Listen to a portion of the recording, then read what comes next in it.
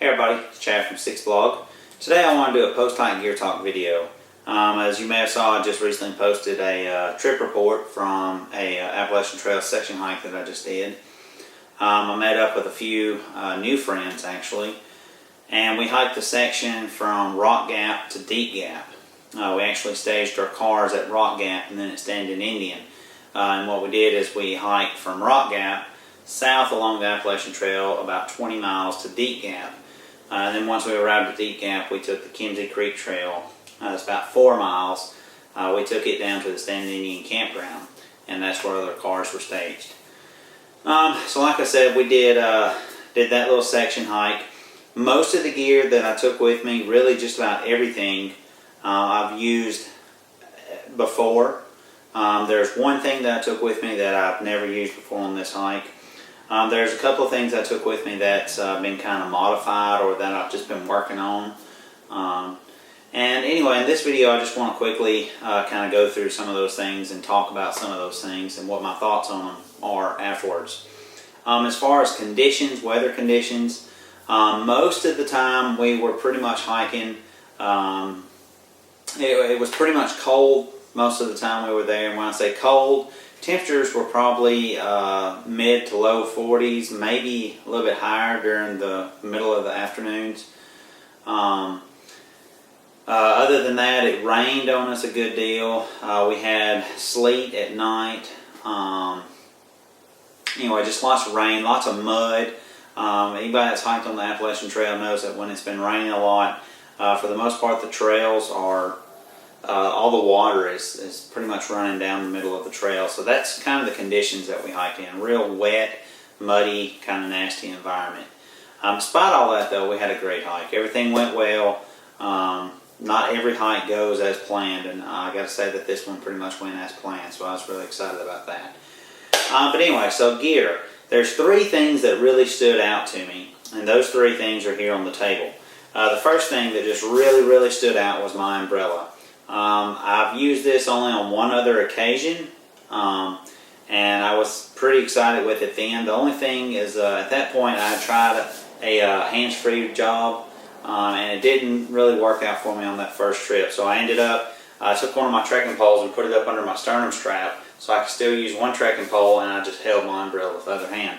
On this hike I kind of fooled around with my pack before I left, and I found a way that I thought would work, and it ended up working. There was one little thing that I did a little different, but the umbrella did excellent, and you know I pretty much used it every day because, like I said, it rained on us a lot, and even when it wasn't raining, if the wind blew, it blew a bunch of rain and stuff out of the trees, water in the trees and stuff like that. So I used it pretty much the whole time. And the way I did it is after I opened it up, I took the shaft, the handle, and I put it through the load lifter that was on my pack. Once I put that through, the shaft actually rested on the side of my water bottle, the shoulder pouch. It rested on the side of that. And then I took this, the little cord and cord lock that comes on the umbrella, and at first I was just wrapping it around the bottom of my water bottle holder, the shoulder pouch on the backpack strap. However, I found that kept sliding off. So what I ended up doing is on the backpack, where the small part of the strap, I don't know how you can see that, but where the small part of the strap is sewn to the part with the foam on it, what I did is I put the cord through there, and the cord lock actually acted as a stop, because this is all tight, of course, when I'm wearing it. So that cord actually acted as a stop, the cord stop did. And that held it in place really well, despite the winds that we had, despite it hitting on trees. It worked really well, and I'm really excited about it. The only thing is I wonder if it is causing any undue stress to the actual load lifter strap. That's my only concern. And I don't believe it is, but I may just kind of tinker with it a little bit more to see if I could cut out having to use that. But for the time being, it worked.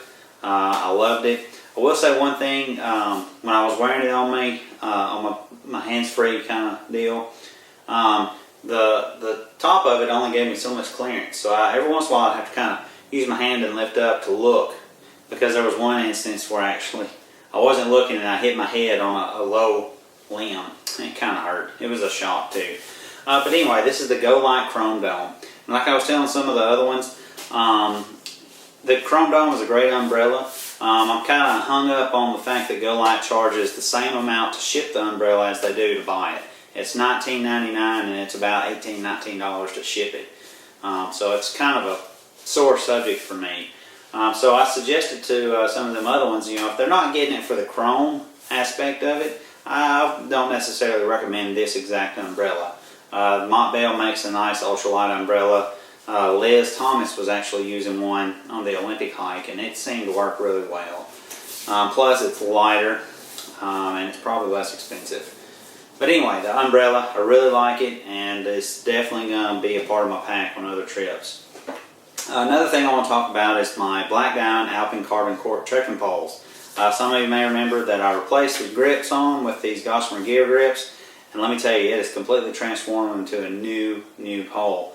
Really excited about them. They're 6.4 ounces a piece, so they're still not super light, but 6.4 ounces is pretty light. And I'm really happy with them, and I think they're definitely going to be making it with me on a few more trips. The grips now are super comfortable. I actually had a mouse get a hold to one of them at Carter Gap Shelter. But they're super comfortable. They pack down small, as you can tell.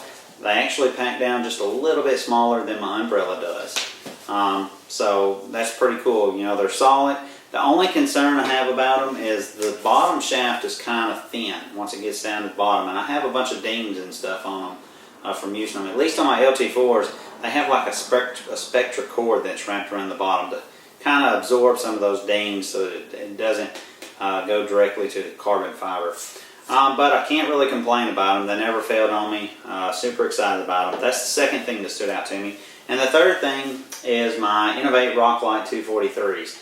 First hike I used these on over Thanksgiving, I wasn't super excited about them, but to be fair, I had a pretty tender ingrown toenail on my right toenail.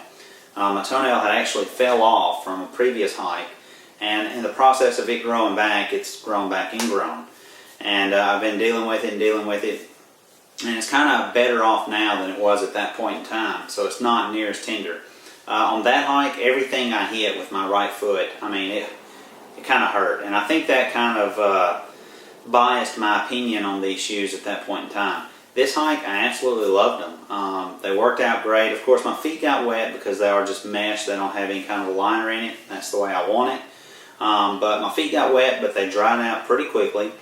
Whenever I got to the camp the second night, which is probably the third night actually, because the first night we stayed at Rock Gap, then we stayed at Carter Gap, and then we stayed at Standard Indian. But I took my insoles now when there was actually a little bit of sunshine, surprisingly, and I set them on a big tree trying to get them to dry out. It seemed like they dried out pretty well, but it's got the support that I need.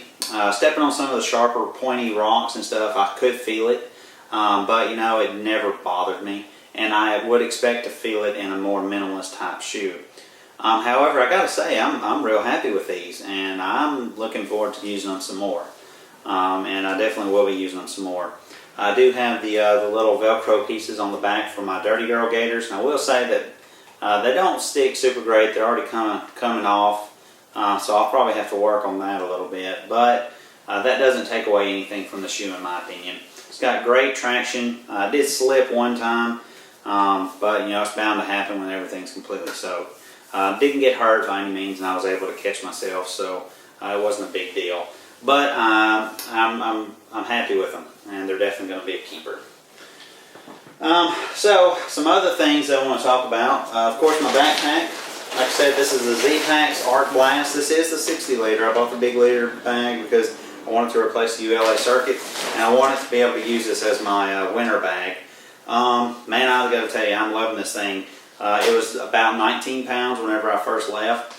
And it was not uncomfortable whatsoever, but I got to tell you, the last day hiking out, I was probably around 17 and a half pounds because I ate some of my food, but considering the trash weight plus the extra water weight from hiking, I was probably still 17, 18 pounds. I probably didn't lose a whole lot of weight, but I've got to tell you, I was just super happy with the way this thing rode. It was just super comfortable. I can't say enough good things about it. I love it. Really nice pack.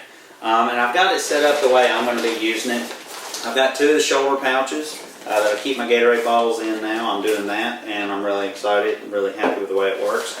On one of my hip belt straps, I've got this Low Pro Apex 60W AW case. It's called an AW case because it's got a little rain cover that goes over it. It's all weather, but it's pretty nice. It holds my camera is what is important.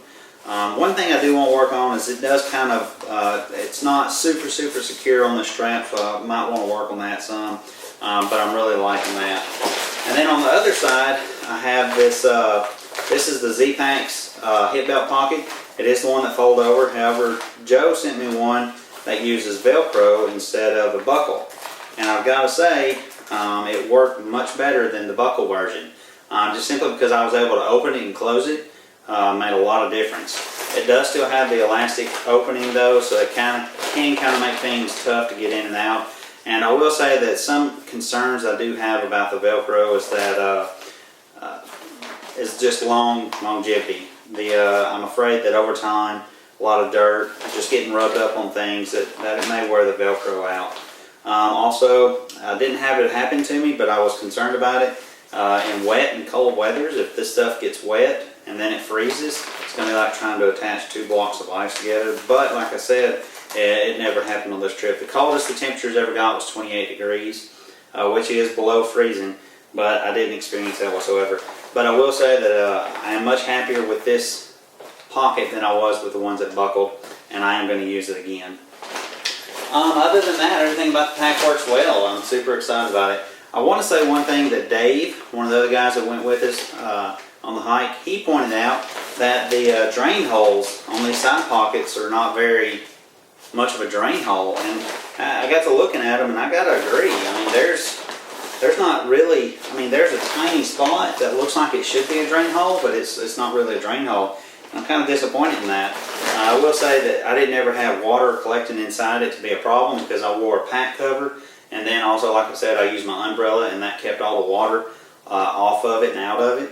But he pointed out that whenever he got to camp, shelter, he put his umbrella back in the side pocket overnight. When he woke up, the side pocket had a bunch of water in it because it wouldn't drain out. That had drained off his umbrella. He also carried the chrome dome. So that's something that maybe I'd like to see done a little bit better. Personally, I like grommets inside there.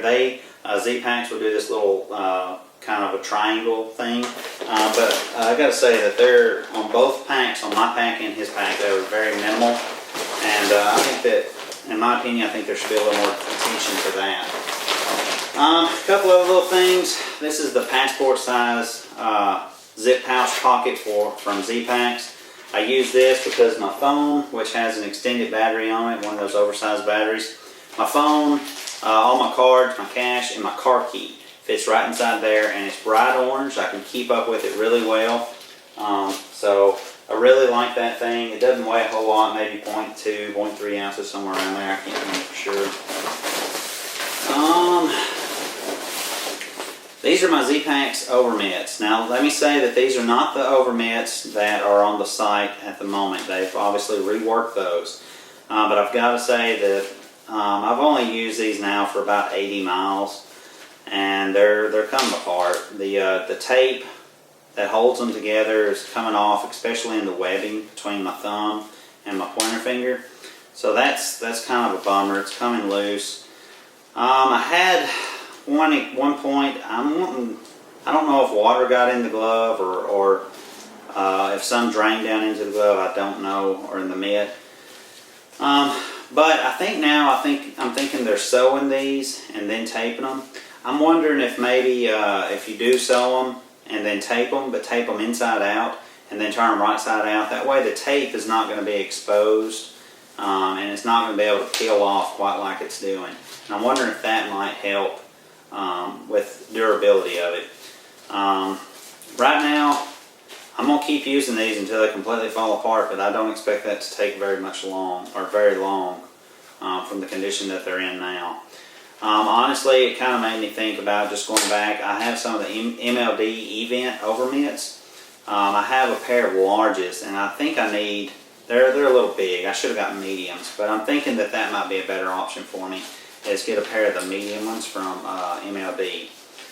But I just wanted to throw that out there because they're coming apart, and I'm kind of bummed about that. But you know, I guess that's just the way it goes. This is the one item that I did use that was completely brand new, and this is the Vertex stove.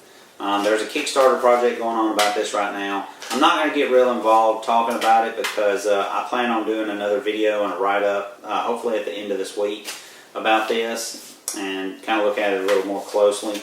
But it's the Vertex stove. There's a Kickstarter project going on right now. I think you can get them for like 45 or 50 bucks is what they start at. It's an Esbit burning stove. It's 3 pieces, so it folds flat. Honestly, overall, I like it. I think it's a pretty interesting design. Is it going to replace my Light Trail cook kit as probably being my favorite cook kit? I don't think so. But overall, I do like it, and I think it is pretty interesting. Like I said, I'm going to get more involved with that later. But that's the Vertex stove. Let's see. This is my little Phenom brewing basket. Again, John and Bella kind of posted about this, so I was like, oh man, that's pretty cool. I gotta try it out. I love this thing. It makes an awesome cup of coffee. However, I'm gonna say that for my cold weather trips, I'm gonna go back to just using the instant coffee that's got the cream and sugar in it because it's easier. When it's cold, that's just one more thing to fiddle with, and I like the other coffee enough so that it this doesn't weigh it out. However, I want to say in warmer weather, I think I'm going to like this thing a lot. I know I like it a lot. It makes a good cup of coffee. But anyway, I brought my MLD mug with the hot lips and the little cozy, and that's what I used for my coffee this week. And it worked out great. Like I said, just cold weather, it's just a little more fiddle. As far as the rest of my cook kit, this is the 0.6 liter Evernew cook pot. This is the Z-Pack 0.9 liter Evernew cook pot stuff sack that it's in.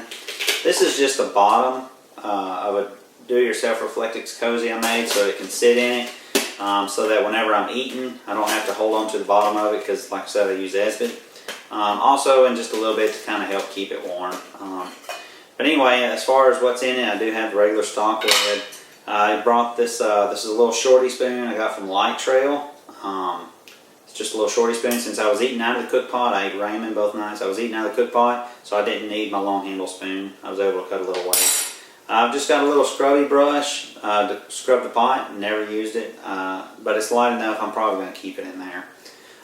Mini Bic, working great now, but out in those colder temperatures, didn't want to do anything. And then I just have a piece of a light low towel, and like I said, the rest of the cook pot. And that was my cook kit setup, which is why I brought my MLD mug, because if I bring my Light Trail cook kit, I don't have to worry about bringing a separate mug, which is one of the reasons I like it so much. This is my Granite Gear Uber Light stuff sack. A lot of people's asked me about these recently, kind of surprising. Anyway, for trips less than 3 days, this is my food bag. I put a liner inside it to help with keep odors down. I will say though that I found, I know you're probably not going to be able to see it, but there's a little hole in it there. Looks like maybe a mouse decided to try and chew through it. So I need to get some of my Cuban fiber tape and repair this because I do plan on continuing using it. But there was lots of mice in the shelter where we were at. And I did not hang my food bag from a tree outside because I wasn't worried about bears. I just hung it from the little strings that are hanging up inside the shelter, and obviously a mice jumped on it and tried to eat some of my food.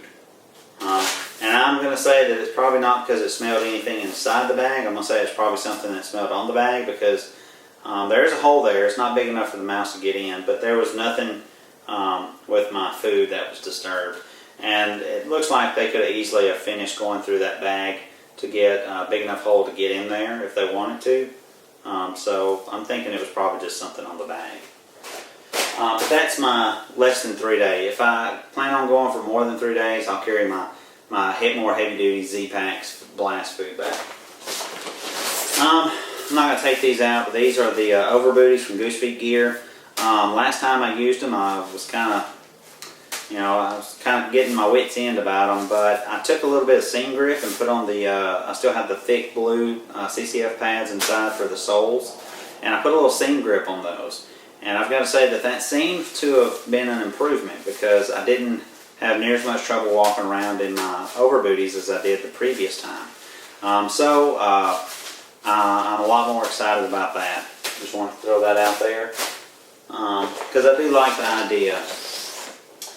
This is my Patagonia Capilene 4 Extreme Weight Hoodie.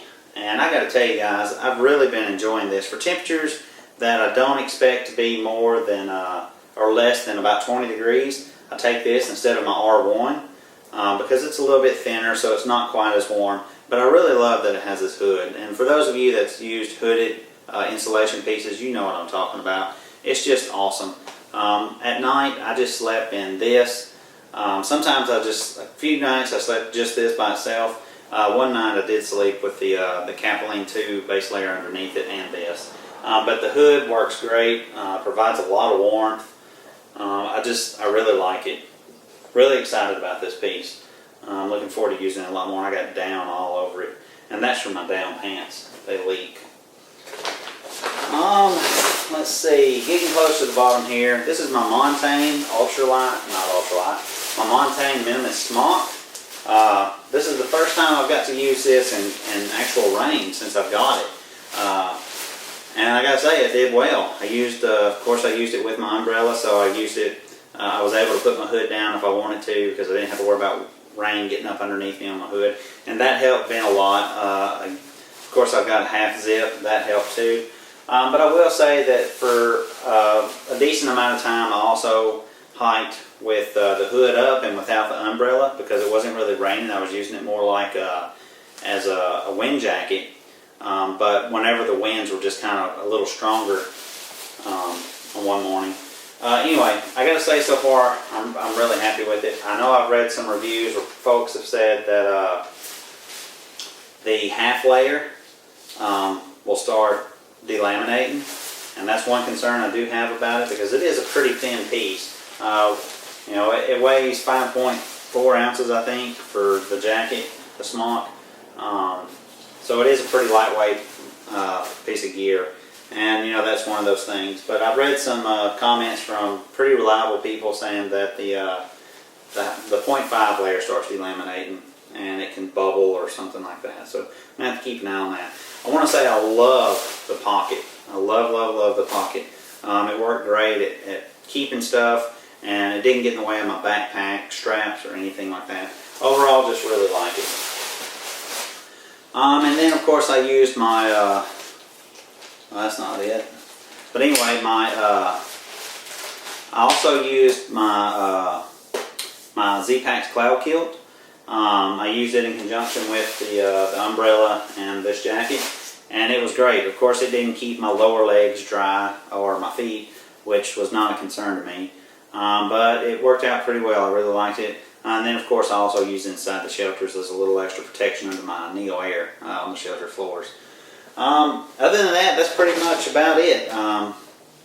So anyway, if you have any comments or questions about any of the stuff I talked about, just feel free to post them below, and I'll do my best to get back to you and reply to those comments or answer any questions you may have. And guys, I appreciate you watching another of my videos. I'll see you next time. Later.